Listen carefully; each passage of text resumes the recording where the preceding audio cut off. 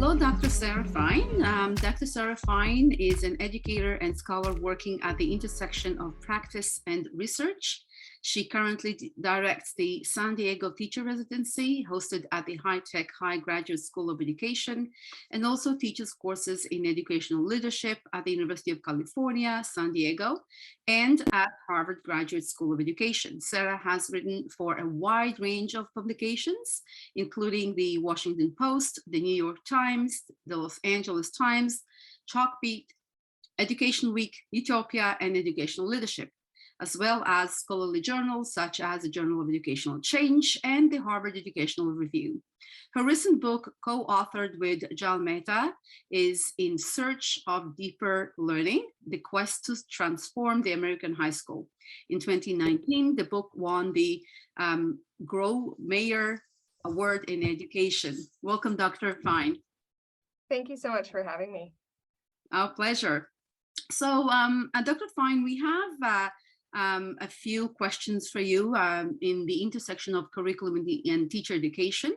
You are the director of the High-Tech High Graduate School of Education in San Diego, and your teaching and scholarship focuses on the intersection of curriculum and teacher education. You have recently launched a new teacher education program there. Can you tell us a bit about how it is different or the same to other teacher education programs in the United States or perhaps across North America, and what values or theoretical frameworks informed your and your team's work in crafting the program and its curriculum? Sure, yeah, that's a big question, but I will try to tackle it. And I also should say I am not the director of the entire graduate school. I just direct the program, the San Diego Teacher Residency. So I can speak to my experience designing and running that program. I would start by saying that our why is quite different than I think a lot of preparation programs in terms of the type of teaching and learning that we are seeking to cultivate in our candidates. And so we, as you talked about, the origins of my career began, I was a teacher, and then I got involved in this very long project that produced the book on deeper learning. And that book relied in turn on a lot of frameworks, but I would name a couple as particularly important. And the reason I'm naming the frameworks for the book is that I see my work in designing the residency as a direct extension of my work in American high schools, trying to understand what produces powerful learning for students. So I would say, first of all, situated learning theory. So really thinking about what does it mean for learners to deeply engage with the real work of a field, not with a kind of contrived, constructed version of that work, but really become legitimate peripheral participants in the work and gradually become inducted via apprenticeship deeply into the work. I would say that informs both how we think about preparation of teachers in my program and also how we think about what should happen in K-12 classrooms.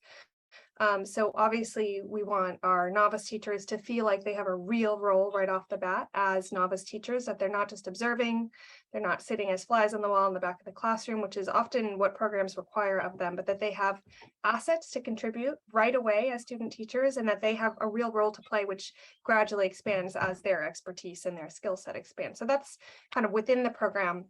But also we want them thinking about engaging young people in the real work of the fields that they're learning about. So if they are in a mathematics class, we want them helping students see themselves as mathematicians, obviously junior mathematicians. We want them doing the type of thinking and discussion that mathematics values, not the kind of approximation of it that often happens in classrooms.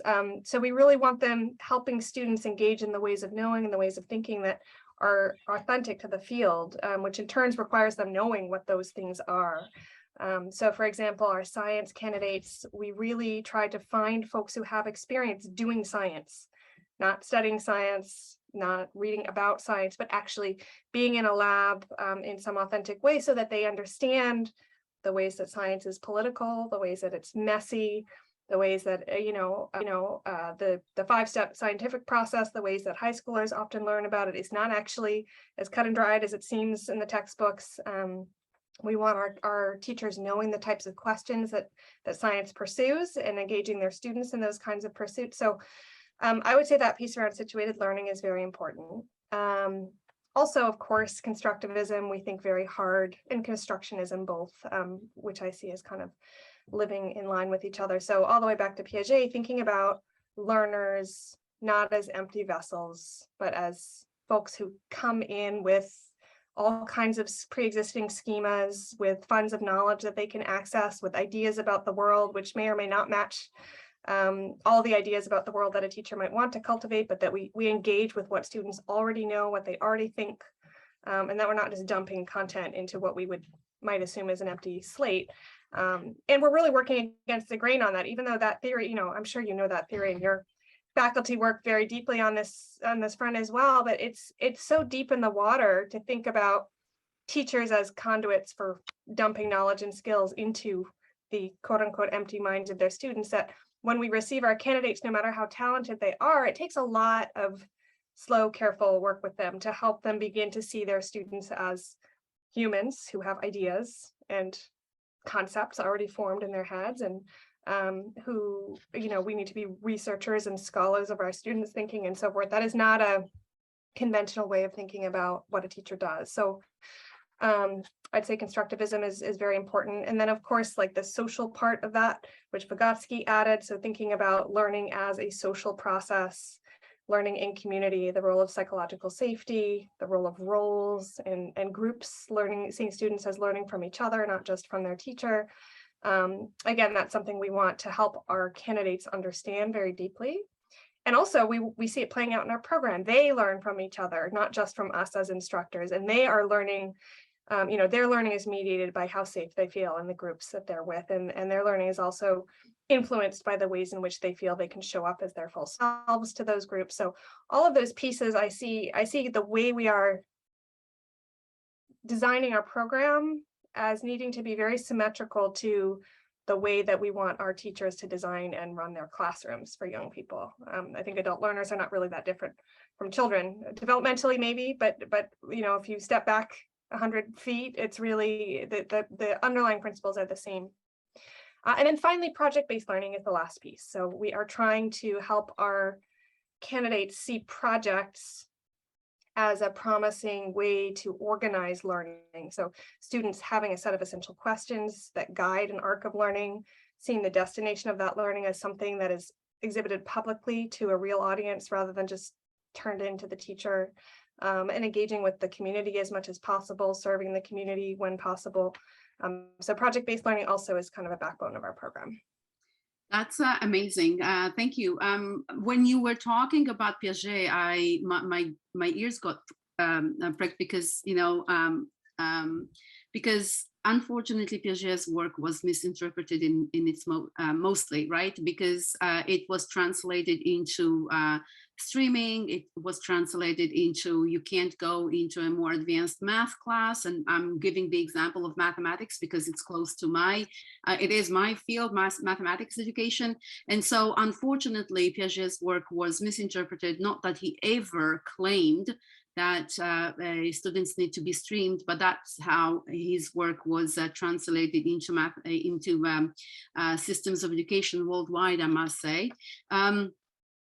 So I was wondering about the zone of proximal development, where I see it as also another concept that's misinterpreted in teacher education programs, where teachers translate mostly as a theoretical framework that justifies why I need to pair a weaker student with a stronger student, and that's a misinterpretation of what Piaget meant to do or to convey. I think the idea of the zone of proximal development in the teacher education program is understanding how people learn, and they learn from each other. Sometimes you are the teacher, sometimes you are the learner. It's not that there is one person who is deemed to be stronger in math that always takes on the role of the teacher. So that's something I wanted to perhaps develop further with you. And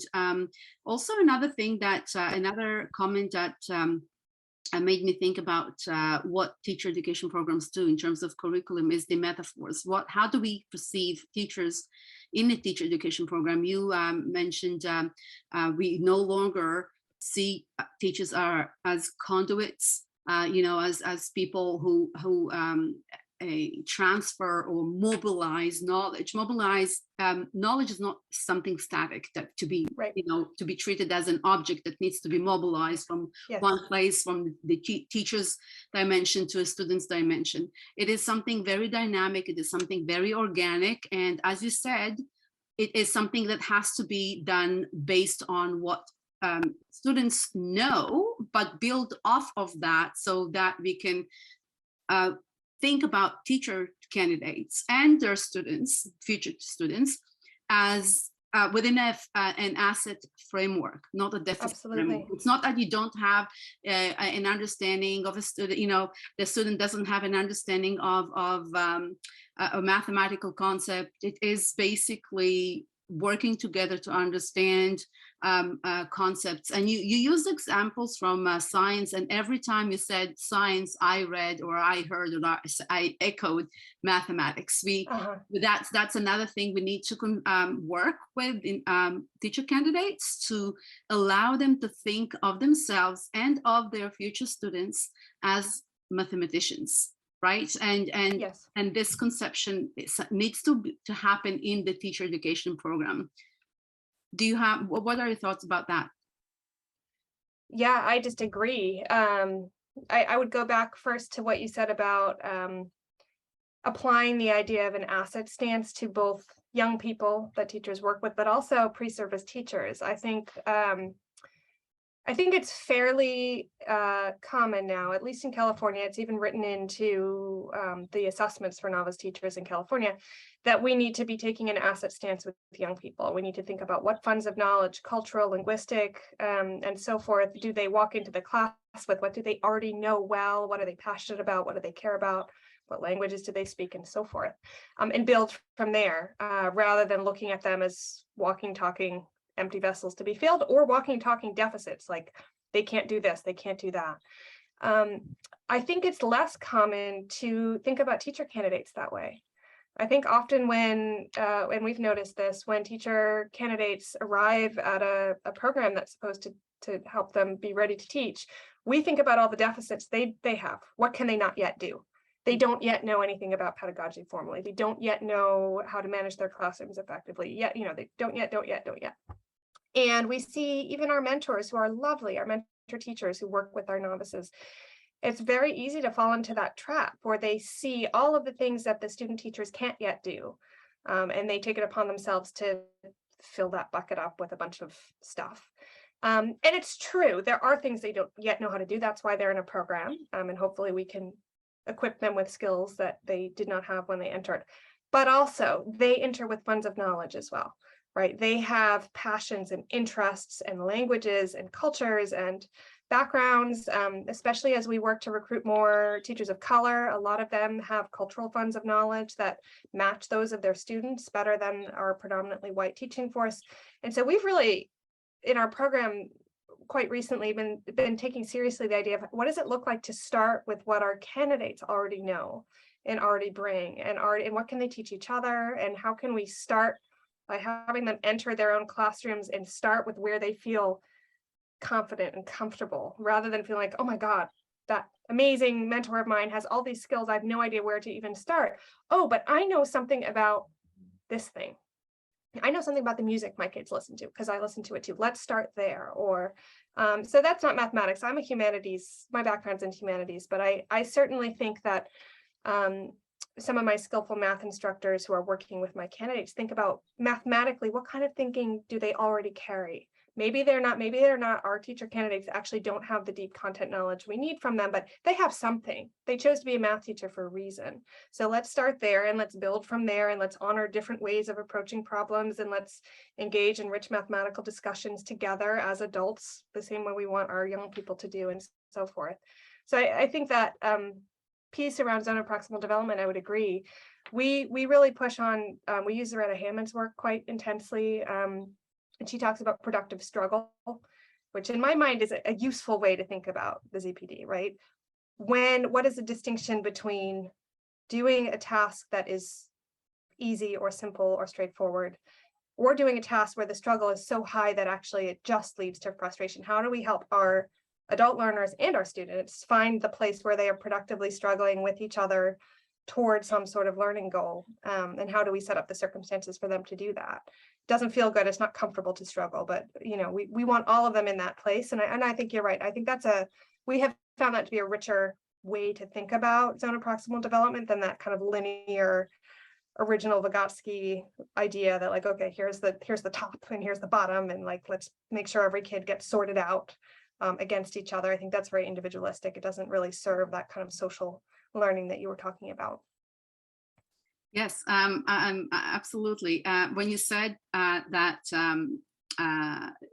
teaching teachers is forcing them or creating the conditions, and this is me paraphrasing what you said, and considering the political and messy and non-linear nature of learning, that can be occasioned in teacher education programs for sure.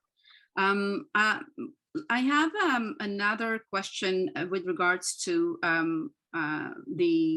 your background. What works of scholarship has what work of scholarship has inspired your thinking about what schools are for? So, and I think that's a relevant question, because when we think about teacher education programs, I think the question that drives our thinking about designing the curriculum is our understanding of what schools are for. And how does this inform your thinking and interaction with your team members and in-service and pre-service teachers? Your questions are very meaty. I have trouble knowing where to start. I think I would start that one thinking about what schools are not for, because I think a lot of the purposes that, at least in the US context, schools have served on a broad scale are purposes that we reject in my program and in the schools that we work with as well. So Patricia Graham wrote a very beautiful short history of public schooling in the United States throughout the 20th century. She names and kind of traces out the origins of mass public schooling, especially secondary schooling, as with a goal of assimilation, right? Of trying to take a diverse, linguistically, culturally diverse public and assimilate them to certain traditional, arguably white values. And at that time, industrialist values also around work, around timeliness, around, not asking questions of the structures that frame your life and so forth. I think that a lot of educators are well aware that schools have been assimilationist institutions and remain so in a lot of ways, and that is not, in fact, that is taking that deficit lens, among other things, that we don't want to do. She also talks about schools as being very focused on individual achievement, and kind of the somewhat capitalist project of sorting and ranking children according to a very narrow set of success indicators, and deciding who was worthy of higher education and who was not. Again, I think a lot of our schools still serve that purpose. I think most of them do. In particular, I think that schools still serve as instruments of social reproduction and are basically reproducing a sort of socioeconomic breakdown: who is worthy, who is not, who is going to be sort of pushed into the underclass, the service sector, and who is going to go on to higher ed and earn a living wage and so forth. So I think those are two things we reject: that kind of individualistic, pseudo-meritocratic, assimilationist purpose schools. I think where we look to for inspiration are folks like Paulo Freire and some of those who have followed in his wake, so like bell hooks and so forth, who see the possibility for education to be liberatory. Not that it is always, and arguably state-run schools, there's an inherent tension there in actually liberating students. But the idea that education can be a process of becoming more human, of problematizing and seeing the power structures that frame your life and either constrain or open possibilities for you, of understanding yourself in relation to power, and ultimately of acting on power structures to change them when they are inequitable. That's the the goal. It doesn't mean we're doing it, but I think we are trying to raise a generation of educators who actually, number one, see the problems in the ways that school practices are still assimilationist and still focused on individualism. And number two, know what to do instead to create a more collectivist, liberatory set of classrooms where kids feel valued and seen, and where different types of knowing are, where we hold that up as like, we don't want 30 of you all knowing and being able to do the exact same things. That's not how society works. So let's cultivate and celebrate what everybody is able to learn, and let's work together on problems of shared concern, and let's think about doing something that's greater than the sum of the parts and so forth, and let's think about knowing ourselves and looking at the world differently.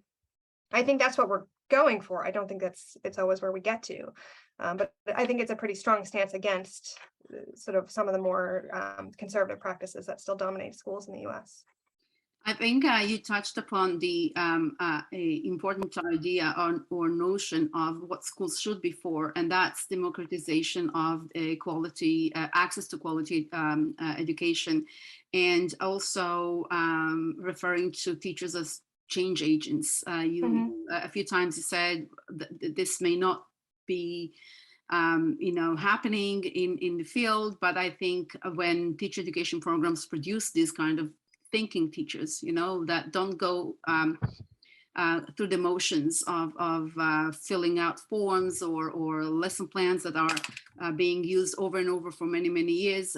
Teachers are change agents, and I think teacher education programs that acknowledge this and remind themselves and their teacher candidates that that's the goal, right? What schools are for is a very important question to think about. So let's go to the next question. How has your personal experience shaped your understanding of curriculum and teacher education programs? I know you talked about your education, but perhaps we should focus some more. Yeah, that's so I just did a TEDx talk recently in Canada. It was amazing. I got to spend some time in Manitoba. And this is a story I tried to construct for that talk, was about my own background, and in particular, my induction into the field of teaching. When I was very young, I was 22, straight out of college.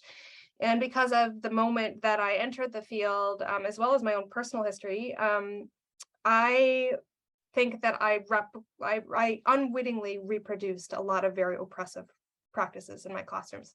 I had no formal training. I was considered highly qualified under what was then No Child Left Behind in the United States. Got dropped into an urban classroom, predominantly students of color, predominantly white, young, mostly female teachers. And we took on a very authoritarian, repressive approach to teaching that was all about micromanaging both behavior and learning, and also teaching skills to our students that were really out of context. So back to our earlier conversation about the real work of the fields, I was teaching my students skills which arguably are important. Like as an English teacher in high school, we were, identify the main idea of a text and find evidence for an interpretation of, but we weren't doing it in a way that allowed my students to see why and how those skills could be put to use in the context of their lives and their communities. It was really we were doing it because of what the tests asked them to do, and because we were a high poverty school, we were in danger of being shut down if our kids didn't make enough progress on the test. So we were all kind of, I don't want to cast myself as a victim. I think I made a lot of choices, but also our lives were very framed by the political environment we were working in. And I don't think I served my students very well at all. There were some moments I think we kind of edged our way toward more authentic, rich, deeper liberatory learning, but very rarely. More often, we were just kind of all going through the motions of trying to pass these gatekeeper tests and trying to get them to college in these very narrowly conceived ways, and really also just exerting a lot of power over our students, which is something that schools do, especially with adolescents. I think adolescents are often perceived as threatening. They're big, they have a lot of capacity, they can do a lot of stuff, and schools often respond, especially in the US, to students of color by clamping down on behavior management and becoming even tighter on control, which I think is the wrong approach, because what adolescents crave and need is actually opportunities to exercise freedom and then to learn from that exercise. So I did a lot of things very, very wrong. It took me a long time to start to even begin to understand the various things that had gone into those choices. And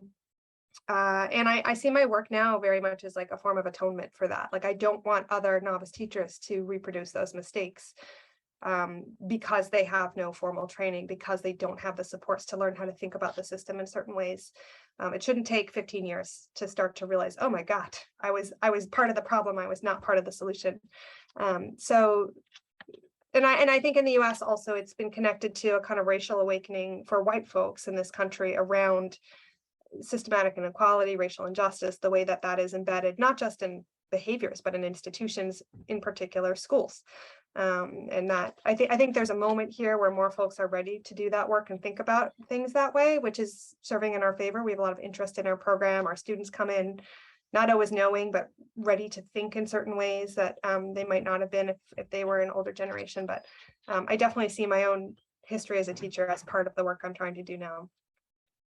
That's very much appreciated. Thank you so much for sharing this. I think that making it so personal and understanding from one's mistakes, I think that really speaks to the potential of growth. And when you talked about control, I mean, you all know classrooms are spaces of control, at least traditionally. And now, it's becoming clear that learning happens through negotiation, whether it's negotiation of meaning, of deciding who does what, when, and how.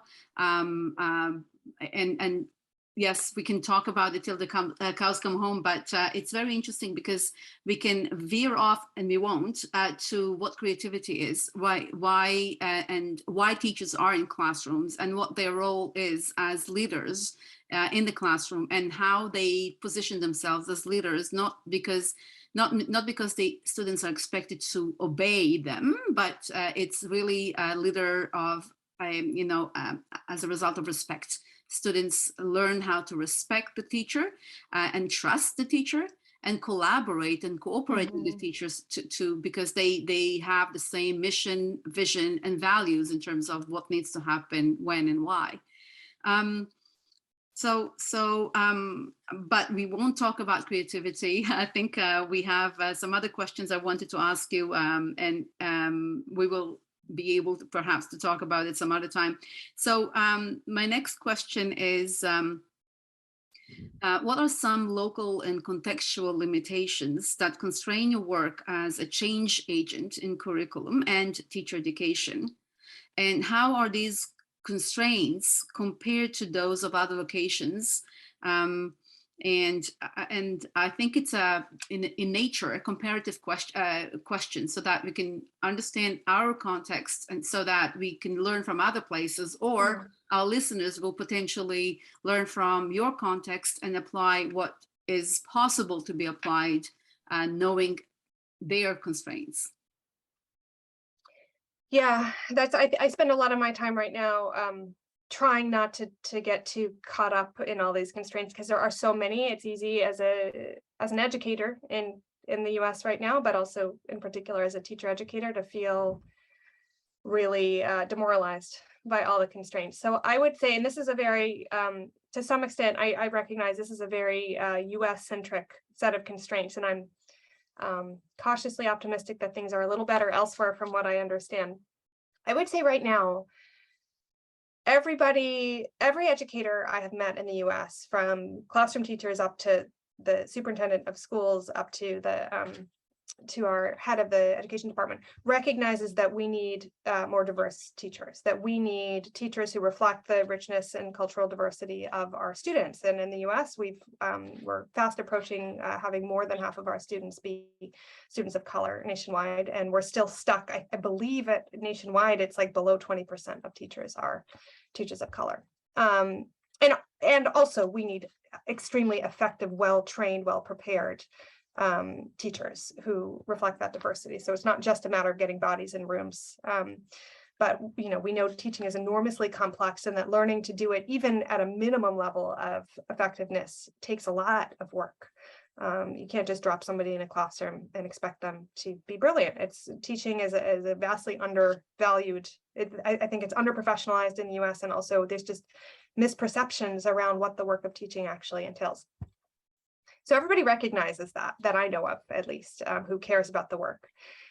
And yet it is incredibly difficult to find ways to fund at least a full year of high quality preparation, which means that our historically underrepresented folks who are interested in becoming teachers can't see their way to doing it because they cannot afford a year out of the workforce. The US does not have very many opportunities to be paid to do training.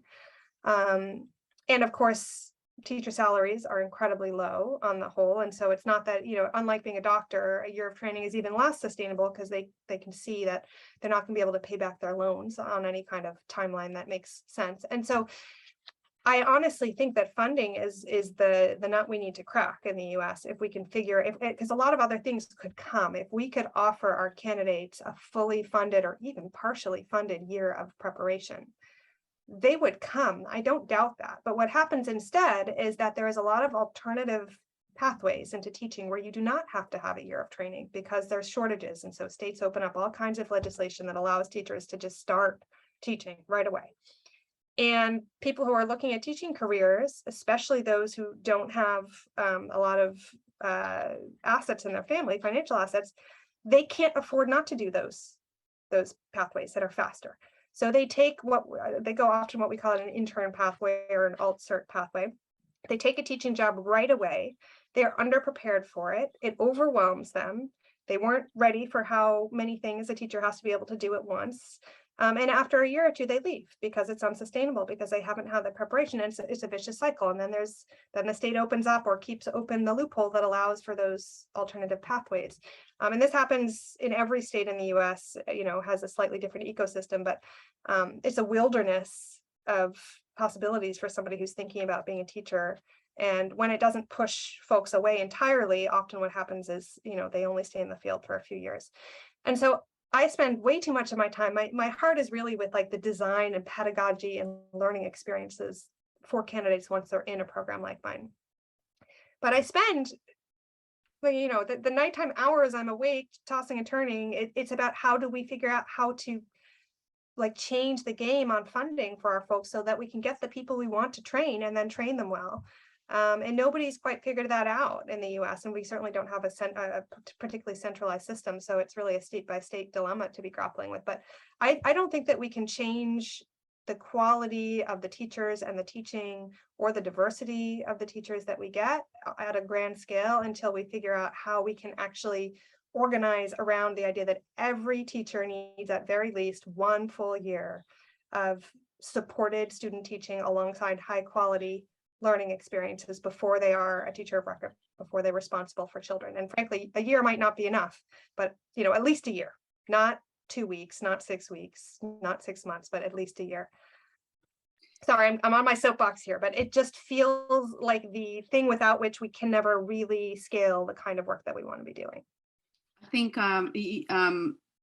the linchpin is the misperceptions about what it is that teachers, what it is people think that teachers do. And I think framing it as training, seeing teachers as trained, and which forces us to think about teaching as a technical profession, as a technical action, rather than seeing a teacher as a professional. And I think once we understand that a teacher is not a technician, it's not that you identify what the problem is and you have a toolbox and you know what to do and what tools to use to solve the problem. That's not what teaching is. I think the misperception is very counterproductive because, as you said, it makes people go on a certain path when they understand teaching as a technical skill. I think one of the things that need to happen is address this misperception of what it is that teachers do and understand teachers as a profession, teaching as a profession. And teaching as a profession has a lot to do with understanding learning theories, understanding what works and what does not work and why. The why is very important. So even if teacher candidates are expecting the practical hands-on thing, activities or lesson plans that they are thirsty, right, for. If we in a teacher education program succeed in working with teacher candidates in understanding that teaching is a profession, the more you understand how things work, the better you will be able to address problems. Teaching is never an easy job, with, as I said, with teenagers and elementary school as well, with all the increasingly increasingly and never-ending increase of responsibilities and content knowledge that they need to work with. So I think you touched upon a very important, I would say, if I use my own word, limitation in introducing change. I actually would, yeah, I would just respond to that. I think there's even a connection between what you're saying and that notion that we need schools to be different than what they already are, right? Because I think if you think about teaching as relaying content to a bunch of, empty vessels, and what the teacher does is basically help the kids understand what's in the textbook. Sure, they don't need deep, sustained, high quality training. I mean, arguably even that is harder than folks might think. But if we actually take seriously, like you're saying, the idea that being learner centered means being a scholar of your students' thinking and meeting 30, in a given moment, meeting 30 different sets of needs and 30 different sets of pre-existing beliefs and schemas and identities and cultures, and responding in the moment to all those things, and like facilitating social learning and all the stuff we were describing before. That's, to your point, that's when all of a sudden the implications for what it looks like to be ready to do that at even a minimum novice level is enormous, right? No, we can't drop somebody in there at age 23 with a college degree and expect them to do that, no matter how brilliant they are. And even a year might not be enough. Like, I look to a place like Finland, where you have at least 2 years of supported learning and coursework before you even are partially responsible for a class on your own. I mean, that just feels like such a more honest acknowledgement of how much teachers need to know and how much they need to be able to do and how much practice it takes to be able to do it even reasonably well without harm to your students. And you are alluding to another concept here, synchronization. Canada is also one of the countries that introduced a 2-year program in teacher education. And I think that was, there was lots of resentment in the beginning. Going back to your point of this, there is a misperception about what it is that the teacher does in the classroom. But teacher education programs are still growing and developing in terms of, okay, what is it that teacher candidates need in terms of better understanding what the ever-changing students' needs are. So going back to the idea of synchronization, I think we, and for the sake of being optimists here, or one optimist, and I know you are too, that's why you're here. I think the idea of learning from others is important. So Finland is one place we can learn from. Canada is another place, and I'm not claiming that Canada has all the answers, but I think the realization that it needs to be at least a 2-year program with lots of support, as you said, lots of support. Yeah. Change does not happen with exams and tests and certification tests. It happens with an ongoing support. Yeah. Time, practice, teacher education, professional development, and so on and so forth. So perhaps we can talk about the other side of the coin here and talk about the local and contextual possibilities in your context that enable your work as a change agent in curriculum and teacher education. And how are these compared to other locations? Yeah, that's a good one. I like going from pessimism to optimism. That's the right direction. Jal and I in our book talk about how we feel like we wrote an optimistic book about a pessimistic topic. Yeah, so, well, first of all, my program, the San Diego Teacher Residency, we are hosted by an alternative graduate school, High Tech High Graduate School of Education, which alternative not in the sense we have the same credentialing and accreditation that others do, but we are small and nimble, and most importantly, we were built originally on top of a set of schools that were at the High Tech High schools, which had a vision for teacher and learning, which I think matches some of what I said: project-based, non-tracked, equity-focused schools that were really seeking to take a diverse set of students and engage them in like deep, authentic, collaborative work together. And our graduate school, I think the greatest asset we have is the fact that those 16 schools, which are all around San Diego County, are still the primary sites for preparation for my graduate students who are training to be teachers. And so in teacher education, we often talk about the two worlds problem, where there's the world of the higher ed and the scholars who support teacher candidates in learning about the work of teaching, which at worst is very, very, very so theoretical that candidates can't make a connection to practice, but at best can actually be very richly grounded in current theory and so forth. But then also there's the schools that they do their clinical practice in, which if you're not careful, those things are extremely different from each other. And for a novice, it's too much dissonance. You can't make sense of practices looking and sounding one way in this context and then looking and sounding a different way in this context. It's not something a novice teacher can really make sense of very well. And often what happens, of course, is that they end up waving away all the contributions that the graduate school might offer, because they say, well, those people can talk a big talk, but what really works is what I see in my classroom, and that's what I'm going to do because I've seen it can get me where I'm trying to go.